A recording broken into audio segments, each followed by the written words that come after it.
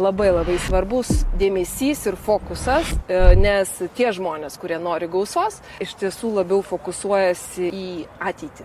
Ir jie žiūri į ateitį. O tie, kurie, aš tai juos vadinu archyvarais, labai gerais ir ypatingai moteris būna tokios archyvarės, kurios užstringa taške ir jos pradeda pastoviai būti praeityje, gyventi, kas ten ką padarė, ten vyksta kaltinimai, ten gyvena aukos, ten šimtai milijonai priekaištų, ten nėra atsakomybės prisėmimo.